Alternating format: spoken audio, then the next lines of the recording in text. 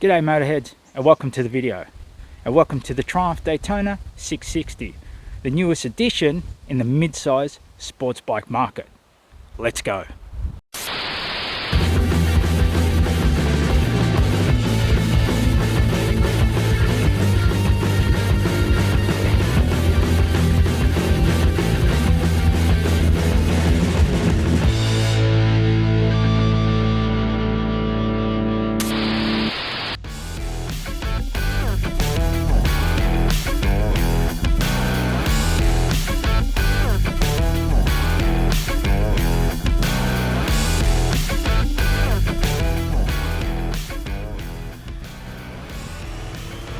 So after spending the day riding the new Daytona, I discovered that Triumph have once again done the complete package. I really like this bike, and to me the standout is this brilliant inline triple engine. This engine was used in the Triumph 660, but Triumph have put a lot of work, tweaked it and refined it, and really got a lot more horsepower and torque out of this engine. It's smooth yet punchy. I really like the triple engine in this bike. Now the bike that I rode in this video is the learner approved one, so it's restricted to 57 horsepower, but that's also the brilliance of this bike. Essentially it's the one motorcycle, so when you do move on to your full license, you can get this bike de-restricted and you can get full use of that 95 horsepower on tap. There's a 6-speed gearbox with a slip assist clutch, which worked really well. They do have a quick shifter as an optional extra. Triumph stated that they wanted to build this bike at a price point, therefore that's why they didn't offer the quick shifter as standard. The 3-in-1 exhaust sounds really good.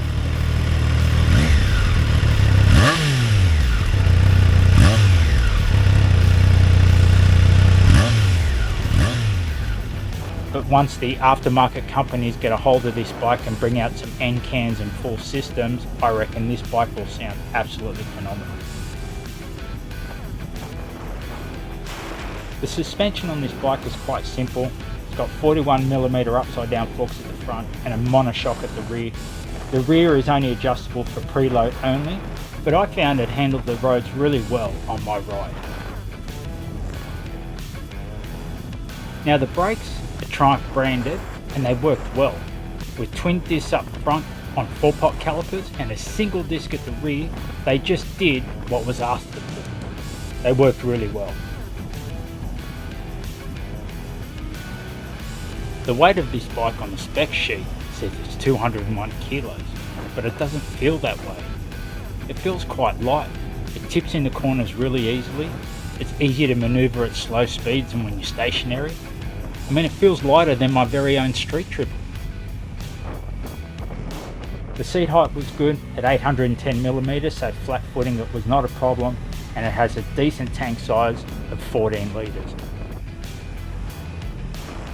The multifunction display with the little TFT screen is really simple, clean and easy to read.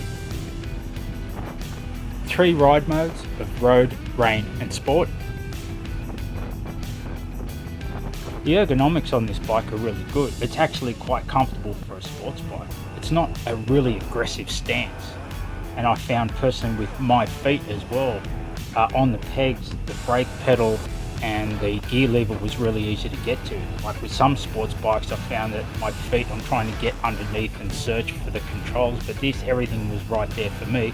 I found it really easy to use.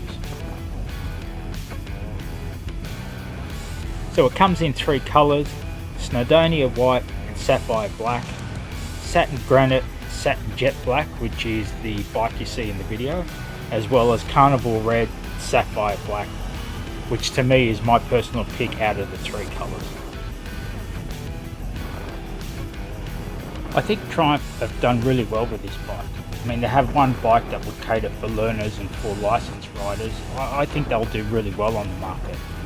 The engine is brilliant, the bike is comfortable, it's not too aggressive, it's not too sporty, it's got great road manners. So yeah, I think they'll do really well with this motorcycle. I'm actually really glad with this new resurgence of mid-size sports bikes. I mean, whether they're triples, V-twins or parallel twins, yes, they're not the true old school super sport bikes, but they're the new breed of the mid-size sports bikes. They've got great road manners, they're a bit more affordable. So I'm really glad that this resurgence in this genre. So I look forward to a lot of improvements from a lot of manufacturers going forward in this mid-size sports bike class going into the future. And I've been fortunate over the last couple of years to ride quite a few of the sports bikes that are out on the market. And I definitely think the new Daytona 660 is definitely up there with the best of them.